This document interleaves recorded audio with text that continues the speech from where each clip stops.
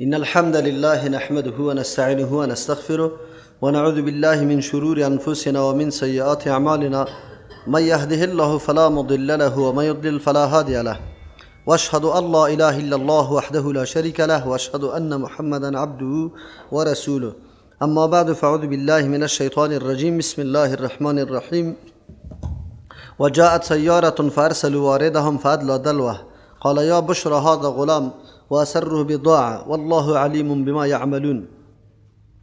مقام دوم داستان یوسف علیه السلام شروع شد. در این مقام مکرهای دیگری که امی برادرها در مقابل یوسف علیه السلام کرده یا قافله والای تجارتی در مقابل یوسف علیه السلام کرده که او را غلام ساخته و غلام معرفی کرده و در مصر او را میفروشه. ولی در اینجا بیان احسان الله متعال هم ذکر میشه که الله متعال بندی خدا چه قسم به کدام دستور عزت میده. آن چیزی را که انسان اراده میکنه آیا تقدیر الله متعال غالب میه یا او اراده که مردما داشته است تقدیر الله غالب میه. یوسف علیه السلام در مقام و منزلت بالا میرسه. در اینجا نظر به اونمو حسدی که برادرها داشتن در مقابل یوسف علیه السلام قسم قسم گناه ها را مرتکب شدن. این جمع یکی فروختن برادری خوشان است که آدم آزاد است، اصیل یا حر فروختن نمیشه و فروختن از اون ناجایز است تا که غلام نباشه. تاسف در اینجاست که در افغانستان ما و شما هم حراس فروخته میشه، آدمای آزاد دخترها را طوری میفروشن مثل که غلام یا کنیز هستن. سرش مهر میگیره، مهر خو بری دختر نمیده، به نام تویانه و گپا پدر و امو اقارب دختر امو پول میگیره خودشان مصرف میکنه، گاهی زندگی خود سرش جور میکنه.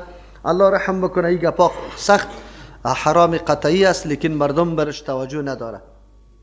و جاءت سیارة فارسلوا واردهم، آمد کاروان تجارتی که طرف از مدین به مصر میرفت. فارسلوا واردهم، روان کرد وارد خدا.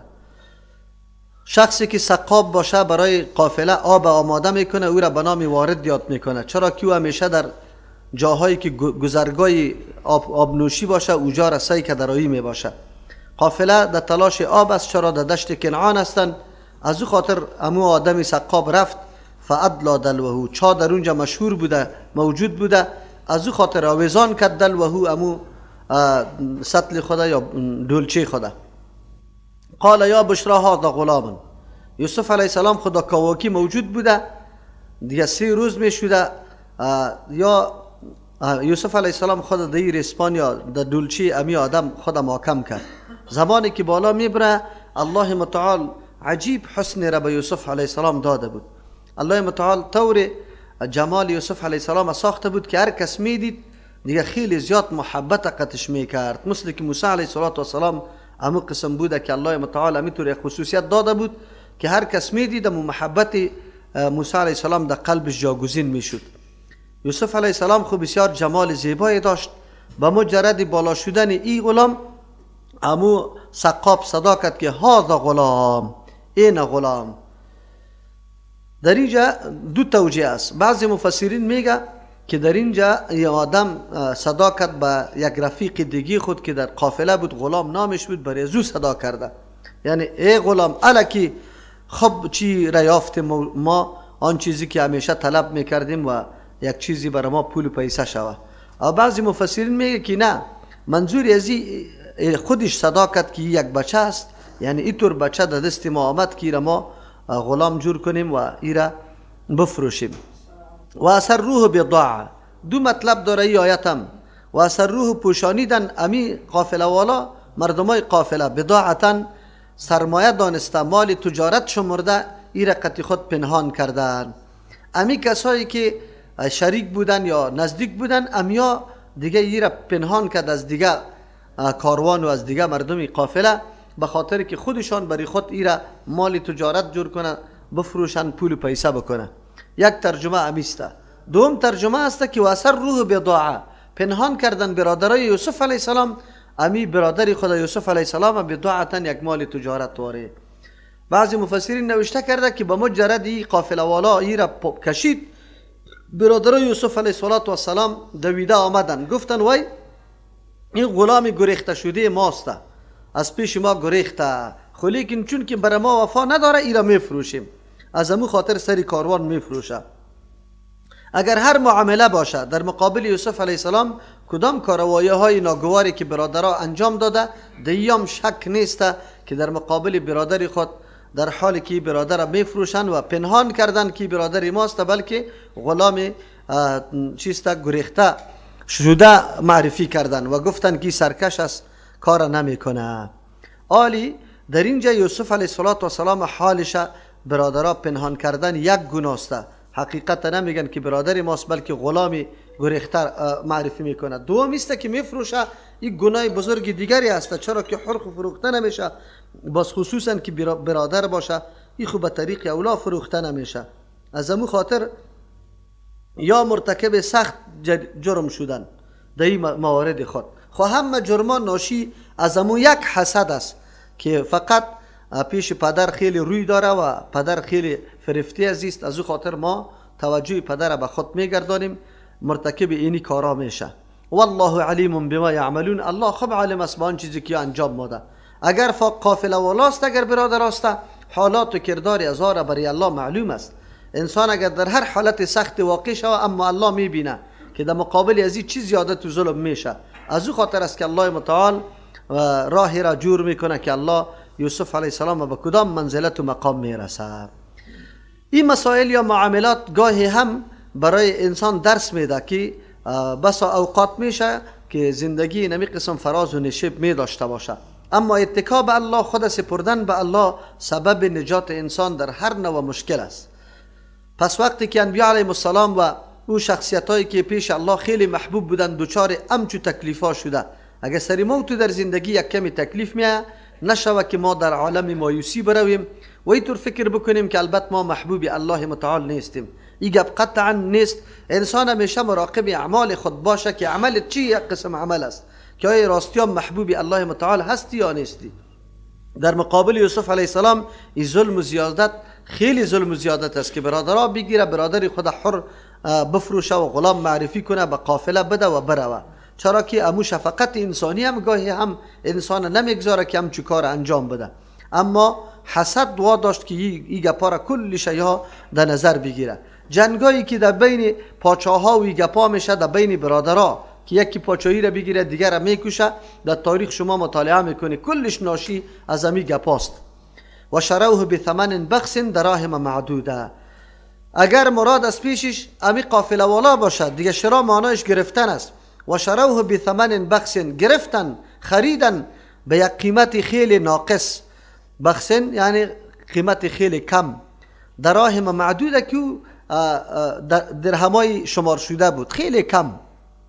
به خاطر ازی که و کانو فیه من الزاهدین بودن امی قافله والا در مورد امی گرفتن یوسف علیه السلام من الزاهدین، از جمله کسانی که رغبت و میل نداشتند. چرا وقتی که وا گفتن که غلام نافرمان است، گریخت از پیش ما، وا دیگه خوش نداشتن که طور غلام بگیرن که او گریزی باشه. از او خاطر او قدر زیاد چی نمیکرد، میل نداشتن. این یک ترجمه است. دوم ترجمه و شروه فروختن برادران یوسف علیه السلام. وقتی که قافله والا کشید، برادران رسیدن گفتن که غلام ماسته، پس از او باز گپا طی شد در بینشان که را سر از بفروشه. دیگه شرا اینجا به معنای بیع است، یعنی فروختن، چرا که شرا لفظ از داد است، هم به خریدن هم به معنای فروختن میاد. فروختن به ثمن بخس، به قیمت بخس. در این صورت باز مراد از قیمت بخس حرام میگه، یعنی به قیمت حرام، چرا که حر بود، حر خو فروخته نمیشه، پولی که در مقابل حر گرفته میشه و حرام میباشه. دراهم معدوده، او هم پیسه خیلی کم. چرا اصل مقصد برادرای یوسف علیه السلام کمایی کردن مال نبود، بلکه مقصدشانی بود که دور از این ساحه دور شوه و پیش روی پدر نگیره. از امو خاطر به مو قیمت کم که چون او قدر میل نداشت فروختن. و کانو فیه من الزاهدین بودن برادرای یوسف علیه السلام در مورد فروختن یوسف علیه السلام من الزاهدین، از جمله کسانی که میل نداشتن به گرفتن پولشان، بلکه مقصودشان ای بوده که باید ای از چشم دور شوه، از این ساحه دور شوه. و قال الذي اشتراه من مصر. قرآن کریم آلی امی واقعه یا داستان در مصر قافله میرسه و ای را در معرض فروختن قرار میده. یوسف علیه السلام فروختن هم به این خاطر است در کلی مسائل حکمت های الله متعال است. امی غلام گریخته شده معرفی کردن ایام یک چی بود؟ یک انگیزه بود یا فکر بود که برای قافله والا حاصل شد که بعد حتما ای را بفروشه. وگرنه یوسف علیه السلام قطعی خود نگاه میکرد باز اونم مقام و پاچایی مصر کی بری از جا میسر میشد. این قافله والا از مدین بود، پس قطعی خود در مدین میبرد. این موقع یا این منزلت برای یوسف علیه السلام حاصل نمیشد. اما امو سخن گریختن غلام، امو سخن تاثیر کرده بود که قافله والا باید در مصر ای را بفروشند. اونو بود که در مصر عرضه میکنه کسی که میگیره کیست؟ و قال الذي اشتراه من مصر، گفتمو شخصی که گرفتش از مصر لامرأته، برای زن خود. الله متعال در این جنا میگه پاره نمیگه، اما شخصی که ای را خریده برای زن خود میگه اکرمی مسواه، تو گرامی داشته باش، معزز داشته باش مسواه، منزل ازیره. مراد از مسواه طعام، آب، جای زندگی، کالا، همه گپایش خیالش نگاه کو، رعایتش بکو. یکی از جمله هوشیاری های امی عزیز مصر امی بوده که حالت یوسف علیه السلام دیده، فهمیده که آدم مثل غلام نیسته، نه چهره ازی مثل غلام واری معلوم میشه و نه حالت ازی. چرا حالت ازی حالت نیسته؟ یک آدم خیلی معزز و ای برالاگه. پس کسی که پیغمبر باشه، الله قبلا وحی کرده باشه، دو حتما نوری موجود می باشه. از امو خاطر امی عزیز مصر فراست قوی داشته در مورد یوسف علیه السلام، با وصفی که قیمت خریده بود، اما به زن خود چی میکنه؟ توصیه میکنه. صحیحسته که غلام است، اما حقوق انسانیش و حقوق که در یک خانه قطعی زندگی میکنه او را انسان رعایت بکنه. از امو خاطر است اگر کسی مزدور برای کار میاره یا یک کسی را برای خود اجرت میگیره یا برای خود آشپز مقرر میکنه، سر از یا انسان باید پتکه خود کلان تراشی ای گپا را قطعا نکنه. همیشه باید احترام و عزتمندی امی تو مردم ها را داشته باشه. چرا الله متعال تو باید فکر بکنی که الله متعال همچون انسان هم پیدا کرده که من در جای خود نشسته هستم، عمل انجام داده میشه، تکبر نکنی. چرا اینمی عزیز مصر امی سخنش قابل ازی بوده که الله متعال امو ایمان هم نصیبش میکنه. راجع قولیست که یا باز ایمان آورده، عسا ان ینفعنا او نتخذه ولدا، امید است که ما بر ما نفع بده، یا است که مراد از نفع بفروختن است. ما خو خریدم لیکن اگر باز بفروشیم امکان است که خیلی زیاد فایده سرش بکنیم. یک معنی است یا ان ینفعنا، نفع بده بر ما نظر به شایستگی و حلی ظاهری یوسف علیه السلام که ما سعی میکنیم همیشه از ظاهر دلیل بالای باطن گرفته میشه. چهره باز و گشاده و بسیار همیطور خندروی، این دلیل بالای اخلاق کاملی یک شخص می باشه. از او خاطر عزیز مصر به زن خود زلیخا میگه که ایره عزتمندیش لحاظش بکن و امید است که برای ما نفع زیاد بده در خدمتش و دیگه گپایش. او نتخذه ولدا، یا ایره ما برای خود اولاد جور بکنیم. عادت در او زمان همیطور بوده که متبنا جور می شده، اولاد دیگه کس برای خود چیست بچه تراشیدن، نامی بچه را سرش ماندن، این درست بوده. در اول زمان پیامبر صلی الله علیه وسلم هم زید ابن حارثه رضی الله عنه زید ابن محمد گفته میشد، متبنای پیامبر صلی الله علیه وسلم بود. اما الله متعال خواسته بود که رسم جاهلیت از بین بره. از امو خاطر بود که الله متعال فرمان روان کرد زید که زینب رضی الله عنها از جمله خاندان پیغمبر علیه السلام یک زن بوده که در نکاح زید رضی الله عنه بود، در حالی که زید غلام بوده. از اینجا معلوم میشه که حتی سید هم غلام نکاح کرده. دی کفاءت در به اعتبار نسب قابل اعتبار نیسته، کفاءت به اعتبار دین و عقیده و ایگا پاس.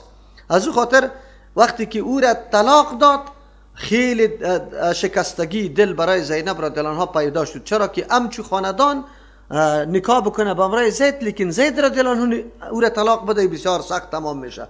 الله متعال خواست پیغمبر علیه السلام را به نکاح بگیره و امو رسم جاهلیت که مردم زن متبنا را به مثل صنوع فکر میکرد و ایره حرام فکر میکردن، الله متعال او را اونمو رسم جاهلیت توسط خودی پیغمبر صلی الله علیه وسلم از بین برد. آلی اگر کسی متبنا میگیره باید به نام امو چی مشهور نشوه که کسی ایره به بچه گرفته به نام امو، بلکه به نام پدر اصلیش باید بود. بله برای خدمت کسی را گرفتن، مثلا یک برادر دیگه اولاد نداره، بچه خود به امرای برادر خود برش میده که خدمتش بکنه، اما این مفهوم نداره که بچه امو برادر دیگه میشه، بلکه بچه امو برادر است که از او پیدا شده و هرگاه نسبت از این به غیر پدر بکنه این گناه کبیره است. اگر خود شخص هم این کار بکنه گناه کبیره است، اگر دیگه کس هم برش بگویه این گناه است، این نادرست است. آلی اکثر رواج دمی کابل هست کسی که اولادا نداره اولاد بیگانه را گرفته فکر میکنه که میراث هم داره، سر ما حقوق هم داره، خصوصا که خیلی بیگانه محرم نباشه باز قطع از زندگی میکنه و کلان میشه غیر محرم در اونجا، این سخت گناه های بزرگ میشه، هر روز گناه، خصوصا آزادی و گپ زدن و گپا قطش که خیلی به طریق آزاد مثل یک بچه واره قطش گفته میشه دیگه گناه هسته. مردم آنقدر در جهالت غرق است که سوال هم نمیکنه که گپ چطور هسته، بله اگر از محارم خود گرفته باشه، خوارزاده بیادرزاده ایتوری گپا، یا ایست که زن شیر داشته باشه، شیر برش داشته باشه که بچه رضاعی شوه باز یک راه بری خود داره، اما اینطور کسی که فقط یک بچه بیگانه را میگیره و در خانه میاره کلان میکنه و او را بچه خونده میگه یا متبنا میگه و به نام خود مشهور میکنه، مردم هم به نام امو آدم مشهور میکنه، کلش گناه است، این کار درست نیست. در او زمان بوده لیکن این رسم باطل شد، آیت قرآن کریم آمد این گپا از بین رفت. و کذالک مکننا لیوسف فی الارض، الله متعال میگه مثل نجاتی از ایره از قتل در چاه چی کردم؟ ایره نجات دادم از قتل شدن کشته شدن در چاه، این می رقم مکننا لیوسف ما جا دادیم به یوسف علیه السلام فی الارض در زمین.